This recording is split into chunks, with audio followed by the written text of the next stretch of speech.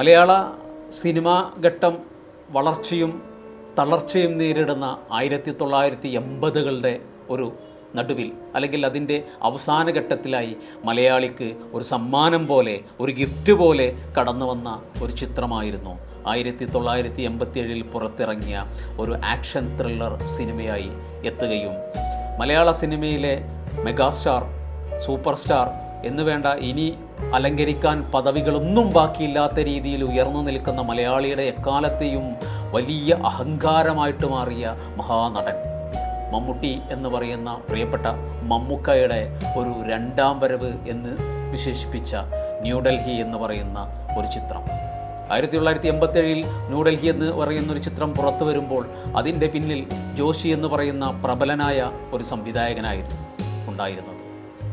Joy Thomas എന്ന് പറയുന്ന അതിപ്രബലനായ ഒരു നിർമ്മാതാവുണ്ടായിരുന്നു. അതിനേക്കാളൊക്കെ അപ്പുറത്ത്, അതിനേക്കാളൊക്കെ വിശാലമായി അതിനെ സ്ട്രക്ചർ ചെയ്തെടുത്ത ഒരു വലിയ മനുഷ്യൻ അതിൻ്റെ പുറകിലുണ്ടായിരുന്നു. ഡെന്നീസ് ജോസഫ് എന്ന് പറയുന്ന മഹാനായ എഴുത്തുകാരൻ. സ്ക്രീൻ റൈറ്റിംഗ് എന്ന് പറയുന്ന, തിരക്കഥ എന്ന് പറയുന്ന സങ്കേതത്തിന് അതിൻ്റെ എല്ലാ അർത്ഥതലത്തിലും മനുഷ്യൻ്റെ മനസ്സിലേക്ക് കടന്നു വരാനുള്ള ഒരു വാതിൽ തുറക്കുക വഴി ഡെന്നീസ് ജോസഫ് എന്ന് പറയുന്ന അമൂല്യമായ ഒരു തിരക്കഥാകൃത്ത് നമുക്കിടയിലേക്ക് കടന്നു വരുമ്പോൾ, ജോഷി എന്ന് പറയുന്ന ഒരു സംവിധായകനും ജോയ് തോമസ് എന്ന് പറയുന്ന ഒരു നിർമ്മാതാവും മലയാളത്തിലെ പ്രിയപ്പെട്ട മമ്മൂക്കായും ചേരുമ്പോൾ, തമിഴിൽ നിന്നും ത്യാഗരാജൻ എന്ന് പറയുന്ന മറ്റൊരു നടനും കൂടി ചേരുമ്പോൾ മലയാളിക്ക് കിട്ടിയത് എക്കാലത്തെയും മാറ്റിവെക്കാൻ പറ്റാത്ത ഒരു ക്ലാസിക് എന്ന് പറയുന്ന ന്യൂഡൽഹി എന്ന് പറയുന്ന ഒരു ചിത്രമായിരുന്നു എന്നുള്ളതാണ്. ന്യൂഡൽഹി എന്ന് പറയുന്ന ചിത്രം 1987 പുറത്തു വന്ന് ഈ 2024 എത്തി നിൽക്കുമ്പോൾ, പതിറ്റാണ്ടുകൾക്ക് ശേഷവും നാം ആ ചിത്രം കാണുമ്പോൾ നമുക്ക് മനസ്സിലാകുന്നത് ഇന്നും ആസ്വാദനത്തിന് ഒരു തെരി പോലും കോട്ടം തട്ടാതെ JK എന്ന് പറയുന്ന മമ്മൂട്ടി അവതരിപ്പിച്ച ആ ഒരു കഥാപാത്രം നമ്മളെ ഉള്ളിൽ ഒരു നീറ്റലും ഒരു വേദനയായിട്ടൊക്കെ കടന്നു വരുന്നുണ്ട് എന്നുള്ളതാണ്. പീഡനങ്ങളുടെ ഒരു തുടർച്ചയ്ക്ക് ശേഷം ജീവിതത്തിലേക്ക് പതുക്കെ നടന്നു വരുന്ന ഒരു നായകനെയാണ് നമ്മൾ ആ ചിത്രത്തിൽ കാണുന്നത്. ന്യൂഡൽഹി കണ്ട, ഒരുപക്ഷെ എനിക്ക് തോന്നുന്നത് സിനിമ കാണുന്ന, സിനിമ ഇഷ്ടപ്പെടുന്ന, സിനിമ ആസ്വാദകരായ ഒരു മലയാളി പോലും ന്യൂഡൽഹി കാണാത്തതുണ്ടായിരിക്കില്ല.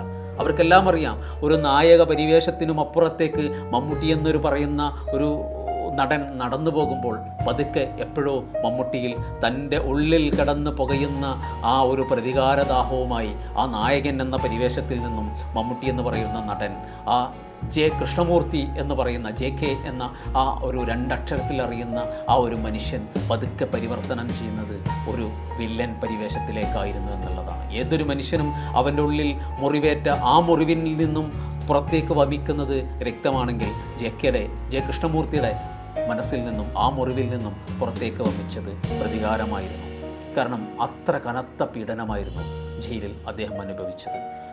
ശരാശരി സ്വാഭാവികമായൊരു മനുഷ്യൻ നേരിടാൻ പോകുന്ന ഒരു ജീവിതത്തിൽ അവൻ അത്തരത്തിലുള്ള അനുഭവങ്ങളുണ്ടായാൽ അവൻ മാനസികമായി ഏത് തരത്തിലേക്കെല്ലാം ഉയരും എന്നുള്ളതിനെ പ്രതിനിധാനം ചെയ്യുന്ന ഒരു നായക സങ്കല്പ കഥാപാത്രവും കൂടിയായിരുന്നു മമ്മൂട്ടി എന്ന് പറയുന്ന JK എന്ന ആ ഒരു കഥാപാത്രത്തിലൂടെ മമ്മൂട്ടി അവതരിപ്പിച്ചത്.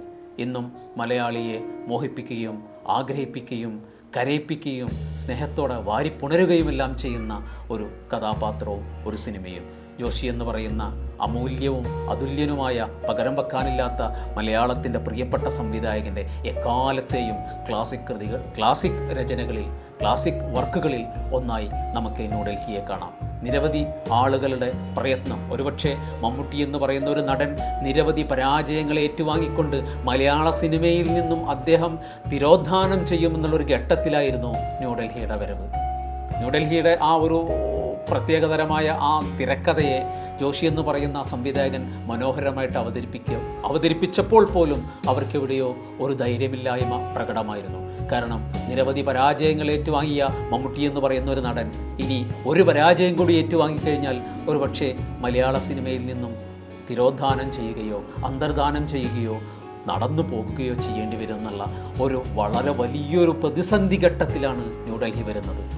ആ ഘട്ടത്തിലാണ് ആ ഒരു സിനിമയുടെ പ്രിവ്യൂവിന്, ഒരുപക്ഷെ എനിക്ക് തോന്നുന്നത് സിനിമാ പ്രിവ്യൂ ചരിത്രത്തിൽ ആദ്യമായിട്ടായിരിക്കും ഒരാൾ പ്രിവ്യൂ കണ്ട സിനിമ എന്ന ഒരു പ്രത്യേകത കൂടെ ന്യൂഡൽഹിക്ക് ഉണ്ടായിരുന്നു.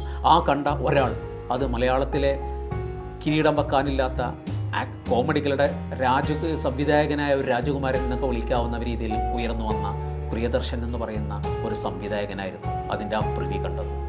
അദ്ദേഹം ആ ഒരു സിനിമയുടെ പ്രിവ്യൂ കാണുകയും അതിനുശേഷം അദ്ദേഹം പുറത്തിറങ്ങുകയും അദ്ദേഹത്തിൻ്റെ മുഖഭാവം കണ്ടപ്പോൾ ഡെന്നീസ് ജോസഫ് അദ്ദേഹത്തിൻ്റെ മുഖത്തേക്ക് നോക്കുന്നുണ്ട്, ജോഷി നോക്കുന്നുണ്ട്, എന്താണ് സംഭവിക്കാൻ പോകുന്നത്, നാളെ എന്ന് പറയുന്നത് മമ്മൂട്ടി എന്ന് പറയുന്ന ഒരു താരം അസ്തമിച്ചു പോകുമോ, ഉദിക്കുമോ, അതല്ല പൂർവാധികം ശക്തിയോടുകൂടി തിരിച്ചു വരുമോ എന്നൊന്നും അറിയാതെ അവർ അത്തരത്തിലുള്ള ഒരു വല്ലാത്തൊരു മാനസികാവസ്ഥയിൽ കൂടിയാണ് അദ്ദേഹം പ്രിയദർശനെ നോക്കുന്നത്. പ്രിയദർശൻ ആ ഷോ കഴിഞ്ഞ് പുറത്തിറങ്ങി മോഹൻലാലിനെ വിളിച്ച് പറയുന്നത് ഒരു ഫോൺ വിളിച്ച് പറയുന്നൊരു വാക്കുകളുണ്ട്, നമ്മളുടെ മമ്മൂക്ക തിരിച്ചു വരുന്നു. അസാധ്യമായ ഒരഭിപ്രായമായിരുന്നു. ഇന്നും ആ 1987 മുതൽ 2024 തിരിഞ്ഞു നോക്കുമ്പോൾ ന്യൂഡൽഹിയും ജോഷിയും മമ്മൂക്കയുമെല്ലാം അതേ അളവിൽ നിറഞ്ഞു നിൽക്കുന്നു എന്നുള്ളത് നമുക്കെല്ലാവർക്കും അഭിമാനത്തോടു കൂടി നോക്കാം. ലോകത്ത് ഒരുപക്ഷെ ഇന്ത്യൻ നിരവധി ഭാഷകളിൽ അത് എടുക്കപ്പെട്ടു ഈ സിനിമ. മാത്രമല്ല മലയാള സിനിമയ്ക്കൊരു ഇരിപ്പിടം, ഒരു കച്ചവട സിനിമയ്ക്കൊരു ഇരിപ്പിടം കിട്ടിയത് ഈ ന്യൂഡൽഹി എന്ന് പറയുന്ന ചിത്രത്തോടു കൂടിയാണ്. തീർച്ചയായിട്ടും മലയാളത്തിലെ എക്കാലത്തും മികച്ച ഒരു ക്ലാസിക് കൃതിയായിട്ട് നമുക്ക് ന്യൂഡൽഹിയെ കാണാം. എക്കാലത്തും മികച്ച ഒരു സംവിധായകനായിട്ട് അടയാളപ്പെടുത്തിയ ജോഷിയെയും കാണാം. ആസ്വാദനത്തിന് ഒരു തരി പോലും കോട്ടം തട്ടാതെ ഇന്നും നമുക്ക് ആ ചിത്രം കാണാൻ കഴിയുന്നു എന്നുള്ളത് തന്നെയാണ് ഈ ചിത്രം ക്ലാസിക്കായിട്ട് നിലനിർത്തുന്നത്. തീർച്ചയായിട്ടും ഇതിൻ്റെ പിന്നിൽ പ്രവർത്തിച്ച എല്ലാവരുടെയും കഠിന പ്രയത്നം തന്നെയാണ് ഈ ചിത്രം ഇത്ര ഉയർന്നു നിൽക്കാനുള്ള കാരണം. അതിനപ്പുറത്തേക്ക് നേരത്തെ പറഞ്ഞതുപോലെ ഡെന്നീസ് ജോസഫ് എന്ന് പറയുന്ന ഒരു അതുല്യനായ ഒരു എഴുത്തുകാരൻ്റെ, ഒരു സ്ക്രീൻ റൈറ്ററുടെ ഒരു കയ്യൊപ്പ് ചാർത്തിയ ഒരു ചിത്രം കൂടെ അദ്ദേഹത്തിൻ്റെ പാവന സ്മരണക്ക് മുന്നിൽ ആദരാഞ്ജലികൾ അർപ്പിച്ചുകൊണ്ട് ഈ ഒരു മൂവി ഫയൽ ബോക്സ് എന്ന ചിത്രത്തിലെ ഈ ചാനലിലെ ആദ്യ സിനിമ എന്നുള്ള രീതിയിൽ ഞങ്ങൾ ഈ ന്യൂഡൽഹി പ്രിയപ്പെട്ട പ്രേക്ഷകർക്ക് സമർപ്പിക്കുന്നു. ഒരു രണ്ടാം വട്ടം കൂടെ നിങ്ങൾക്ക് ഈ ന്യൂഡൽഹി, അല്ലെങ്കിൽ പതിറ്റാണ്ടുകൾക്ക് ശേഷം നിങ്ങൾക്ക് ന്യൂഡൽഹി ഒരിക്കൽ കൂടെ കാണാനുള്ള ഒരവസരം, ഒരു വാതിൽ, അതാണ് നമ്മളിവിടെ തുറക്കുന്നത്.